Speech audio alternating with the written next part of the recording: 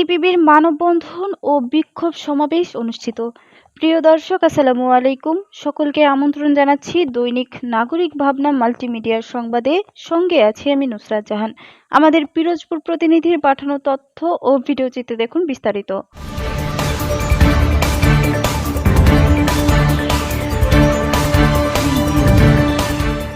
গণতন্ত্র অভিযাত্রা, গণতান্ত্রিক অধিকার প্রতিষ্ঠা ও ব্যবস্থা বদলে এগিয়ে নিন নীতিনিষ্ঠ রাজনীতির পতাকা তলে সমবেত হন শীর্ষক কর্মসূচিকে ধারণ করে শুক্রবার সকালে পিরোজপুর শহরের গোপালকৃষ্ণ টাউন ক্লাব সড়কে শোডাউন ও মানববন্ধন পালন করেছে সিপিবি কেন্দ্রীয় ও জেলা শাখার নেতৃবৃন্দ।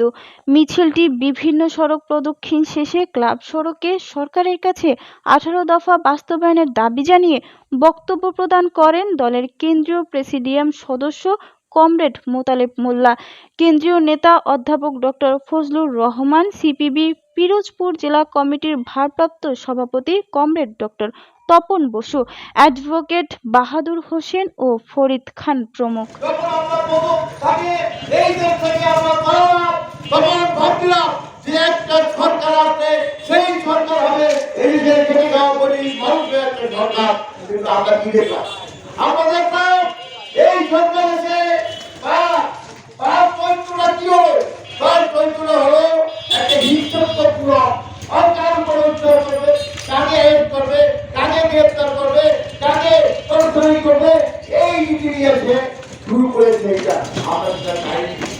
পরিবর্তন করার ষড়যন্ত্র করছিল বাংলাদেশের কমিউনিস্ট পার্টি প্রথম তার সূত্রপাত করে এবং সাথে সাথে সারা দেশের জনগণ বিশ্ববাসীও সেটার সাথে তাল মিলিয়ে এই জাতীয় সঙ্গীত তাতে পরিবর্তন করতে না পারে তার প্রতি সোচ্চার ভাবে দাঁড়িয়েছে।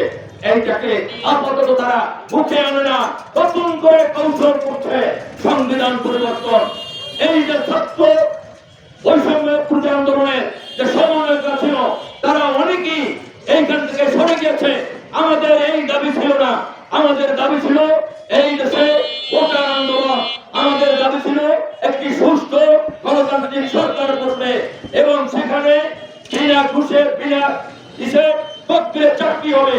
আজকে সেইটা বাদ দিয়ে, আজকে নির্বাচনের কথা বাদ দিয়ে আজকে সংবিধানের কথা বলা হচ্ছে, আজকে দেশের সংস্কারের কথা বলা হচ্ছে।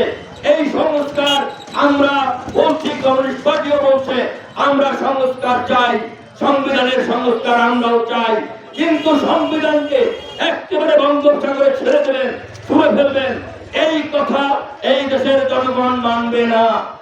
এই দেশের এই কমিউনিস্ট পার্টি ছাড়া এই দেশ মুক্তি হতে পারে না, এই দেশ কোন মানুষ ভাবন থাকতে পারে না। আজকে আমরা ভাবছিলাম এই সরকার শেখ হাসিনার স্বৈরাচারী ভাব যখন আমরা প্রথম থাকি এই দেশ থেকে আমরা পালাম, তখন ভাবছিলাম যে একটা সরকার আছে, সেই সরকার হবে এই দেশ থেকে মানুষের একটা সরকার। কিন্তু আমরা কি দেখলাম? আমরা দেখলাম এই সরকার এসে তার চরিত্রটা কি হলো?